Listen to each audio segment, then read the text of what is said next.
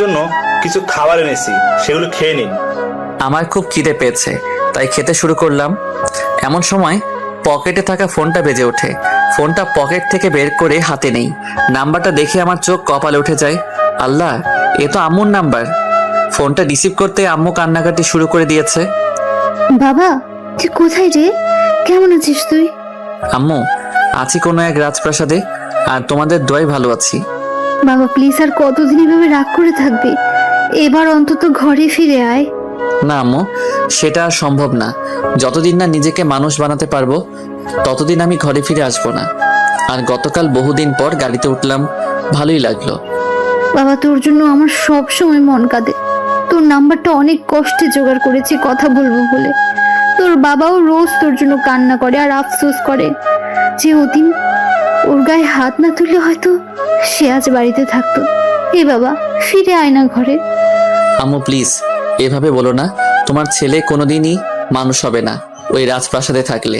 আর যখন পথে নেমে এসেছে দুনিয়ার বাস্তবতার সাথে মোকাবেলা করার জন্য, তখনই বুঝে আসছে দুনিয়াদারি এতটা সোজা না। নিজেকে তৈরি করার জন্য ঘর থেকে বের হয়েছি। নিজেকে মানুষের মতো মানুষ না বানিয়ে কোনোদিন ঘরে ফিরবো না। ভালো থেকো মা, বলে ফোনটা কেটে দিলাম। কারণ আর একটু কথা বললে হয়তো চোখের পানি বৃষ্টির জলে পরিণত হবে। খেয়ে দিয়ে একটু বিশ্রাম করে বিকালবেলা পল্লবকে সাথে নিয়ে একটু বাহির থেকে হেঁটে এসে পরে পড়তে বসি। কারণ কিছুদিন পর আমার পরীক্ষা আসতে চলেছে।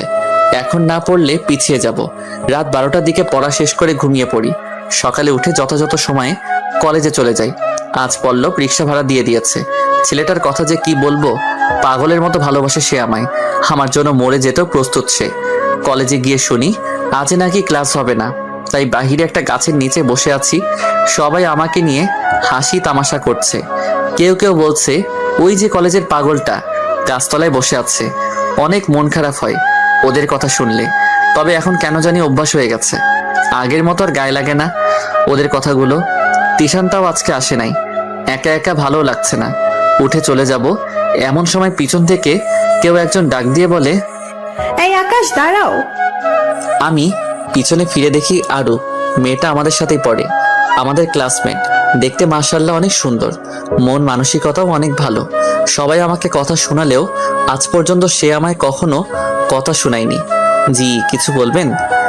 হ্যাঁ, বলার জন্যই তো এসেছি। জি, তাড়াতাড়ি বলুন, আমি চলে যাব। আর আমার মতো খ্যাতের সাথে আপনি কথা বলছেন, সেটা কেউ দেখলে লোকে আপনাকে কথা শোনাবে। এই ছেলে, তোমার এত তাড়া কিসের? হ্যাঁ, চুপচাপ যেখানে বসেছিলে সেখানেই বসো। মেয়েটা আমায় জোর করে বসালো। আচ্ছা, বসলাম। এবার তো বলেন, আমাকে তোমার ফ্রেন্ড বানাবে? আমি তো পুরা থ। মেয়ে বলে কি, কোথায় ও আর কোথায় আমি? আপনি কি পাগল হয়ে গেছেন? হ্যাঁ, আপনি কোথায় আর আমি কোথায়? শুধু শুধু আমার সাথে মিশে নিজের নাম কেন খারাপ করতে চাচ্ছেন আপনি? সরি, আমি পারবো না। লোকে আমার জন্য আপনাকে কথা শোনাবে, এটা কখনোই আমি মেনে নিতে পারবো না। আমি খ্যাত হতে পারি, তবে মানুষকে অপমানিত করতে পারবো না। এই আকাশ, এবার কিন্তু তুমিও বেশি বাড়াবাড়ি করছো। কে কি বলবে সেটা আমার উপরে ছেড়ে দাও। আর কলেজে আমাকে নিয়ে কথা বলবে এমন কারোর বুকের পাঠা হয় নাই। হাত বাড়িয়ে রেখেছি, বন্ধু বানিয়ে নাও। আমার কাছে কল্পনা মনে হচ্ছে। আচ্ছা যান, আজ থেকে আমরা বন্ধু। তাহলে এখন থেকে আপনি নয়, তুমি বলবে। আচ্ছা ঠিক আছে। আরো গিয়ে 10 টাকার বাদাম কিনে নিয়ে এসেছে। দুজনে বসে বসে সেগুলো চিবোচ্ছি আর গল্প করছি। আমাদের মধ্যে বেশ ভালো একটা ভাব জমে গেছে। আমি লক্ষ্য করে দূর থেকে একটা লেডি গ্যাং এদিকে আসছে। সেখানে অহংকারী মেয়েটাও আছে।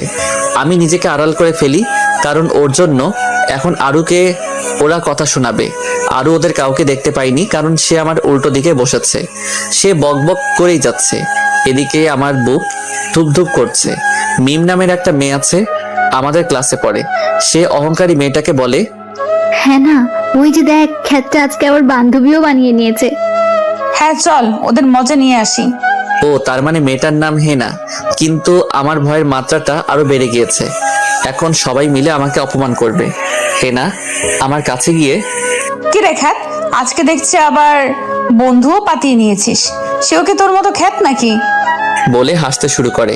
হেনার কথা শুনে সবাই হাসাহাসি করছে। তখনই আরু পিছন দিক থেকে ঘাড় ঘুরে তাকায়। সবাই তো অবাক আরুকে দেখে।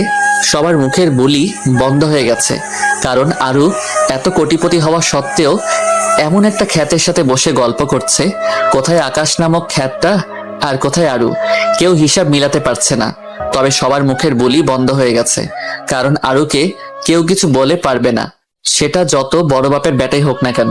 তবে হেনা বলা বন্ধ করে নাই, সে আকাশের মজা উড়াচ্ছে।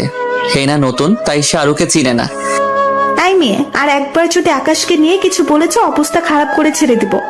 তুমি যত বড় বাপের বেটিই হও না কেন, আমি কাউকে পরোয়া করি না। সে তোমার বাপের টাকাই খায় না, তোমার বাপের টাকাই পড়ে যে তুমি ওকে কথা শোনাচ্ছ। হেনা আরুর কথা শুনে রেগে লাল হয়ে গেছে। এই মেয়ে, তোমার কেন এত গায়ে লাগছে? আমার বলা আমি বলছি, তোমার এত কিসের সমস্যা? আমার অনেক সমস্যা, কারণ সে আমার বন্ধু। সো মুখ সামলে কথা বলো। আমি তো আরুর কথা শুনে হা হয়ে আছি। দেখা যাবে এই ফকিরনিটার সাথে কয়দিন বন্ধুত্ব থাকে। আর শোন ছোট লোক, তোকে আমি দেখে ছাড়বো। দেখে নিয়েছো, এখন ভাগো। হেনার আগে ফসফস করতে করতে সেখান থেকে চলে যায়। আমি হা হয়ে আরুর দিকে তাকিয়ে আছি। কেমন দিলাম? কি বলবে ভাষা খুঁজে পাচ্ছে না সে। Thank you. আরে বন্ধু বান্ধবের মাঝে নো থ্যাঙ্কস, নো সরি। তুমি সত্যি অনেক ভালো একটা মেয়ে আরু। দুজনে অনেকটা সময় আড্ডা দিয়ে বাসায় চলে এলাম। আমার আজ খুব খুশি লাগছে, একটা ভালো বান্ধবী পেয়েছি, আর তার উপরে নাম্বারও দিয়ে দিয়েছে। বাসায় এসে দেখি পল্লব খাওয়া দাওয়া সব রেডি করে ফেলেছে। যাক, ভালো হয়েছে। আর রান্না